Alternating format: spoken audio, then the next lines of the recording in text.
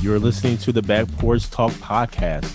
Danny and Jason had many discussions and debates on the back porch while making pivotal investment moves with assets. That's right, with trading cards. They welcome you to the back porch and right into those discussions about current sports news with a fresh and unique twist. So come on and join us.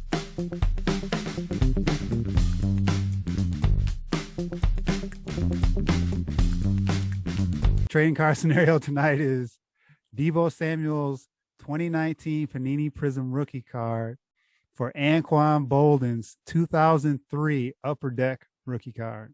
Couple quick bios. Deebo Samuel was the 36th pick in the 2019 draft out of South Carolina by the 49ers. One-time Pro Bowl, one-time All-Pro.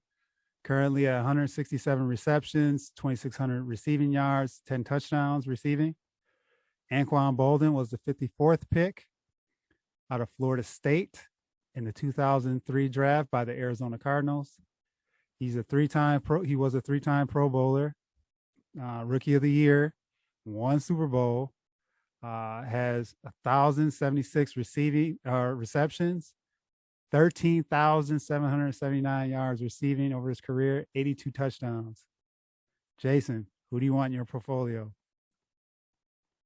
Danny, I'm still going back and forth on this, man. This has been one of those where I have just been racking my brain around, man. Let me just say that Anquan Boldin started off as a 1,000+ yard receiver, but look at where he went to. He went to Arizona. And where Arizona had more of a high potent offense, if you will.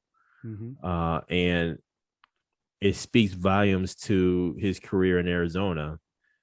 1,377 yards to start off with. He dropped down to 623. Must have been an injury there. Yep. But then went back up to 1,402 yards. 1,203, 853, 1038. 1024. That's his time in Arizona, man. I mean, he was a quality receiver. And then he went to a little bit more of a pedestrian offensive team in that of Baltimore. 837, 887, 921 yards. So less than 1,000 yards all throughout his time in Baltimore. Then, of course, with San Francisco, 1,179 yards, 1,062 yards. Here's my point, Danny. He's been consistent, and he is recognized as a Walter Payton Award winner.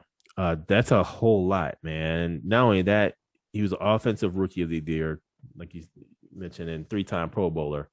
This is a hard one, Danny, because as I look at Deebo Samuel, I'm like, man, he has potential to be in that league, in that category. Yeah. Now, he started off, Deebo, that is, with 802 yards in receiving, and then dropped down to 391 yards in receiving. But the thing is, his rushing yards, especially this past year, was at 365. And receiving at 1405. So dual threat, if you will. So, Danny, this was a tough one. And I see why Deebo wants to get his money, but he's still in the contract, man. In my portfolio, I'm going to go with Anquan Boldin. I have to go with Anquan Boldin, Danny. Because he came in and he was 1,000+ yard receiver. And who can argue with over 13,000 yards receiving? And who can argue that you're a Super Bowl champion? You're a Walter Payton Award winner. You're offensive rookie of the year, 3-time Pro Bowler. I mean, the list kind of goes on. And oh, by the way, I can see him being up for Hall of Fame worthy conversations. So I'm gonna have to go for Anquan Boldin with this in my portfolio. Who you got, Danny? Jason, yeah, I agree. This one was a tough one to choose. Looking at from a Deebo Samuel standpoint, like you mentioned, dual threat. Deebo's kind of coming to his own now. So when he initially came out and played with San Fran, he was kind of figuring out his role. And he's a tough player.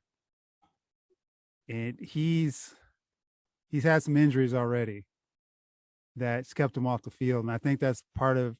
Kind of reminds me of George Kittle in a way, where they don't quit on the play, and that's where usually something bad happens. You instead of going down, you trying to get, and they're fighting for yards, and they're taking some nasty hits. And I think too, depending on how this all plays out with what's currently going on with him, where he's saying he doesn't want to do the running back role, could definitely impact his trajectory, because that dual threat, man, those jet sweeps, and he's a weapon. Yeah. And he's a good receiver. I'm not saying he's bad. He's definitely a good receiver, but that dual threat makes him who he is and how he trucks over people. There's a reason they call him Deebo, for all my Friday fans. From Anquan Boldin's perspective, another tough dude, man. And that was one of the reasons we picked this scenario, is because if you remember, Anquan Boldin played with a broken jaw back in the day. And he was another one that was trucking cats. Yeah. And you did not want to tackle him. He had the benefit from an offensive standpoint to play with Kurt Warner and Carson Palmer. And he ended up getting a Super Bowl, and he wasn't part of some great systems. So that's one thing. I look at Deebo, they run the ball a lot more in San Fran versus when Anquan was in Arizona. They're throwing the ball all the time. So obviously his numbers reflect that. But overall, man, if I'm looking at this from a receiver only standpoint, I'm taking Anquan Boldin's card. I think he has a lot more at this point in time. If you look at his career and his off the field, what he does off the field from a social justice perspective and all these other initiatives he's a part of, he has a lot going on there. And from a Deebo Samuel standpoint, seeing how these next couple of years go down, this is something we may have to revisit to see where he ends up. But I know Deebo has had issues staying on the field. So with that, I'm going to go with Anquan Boldin's card. There you have it. Thank you for joining us at Back Porch Talk Podcast. You can also join us on Twitter by tweeting us at @back_podcast. For more information, you can go to our website, which is backporchtalkpodcast.com. You can also email us at backporchtalkpodcast@gmail.com. Again, thank you for joining us, and remember that there's enough hate in the world, so go ahead and spread a little love.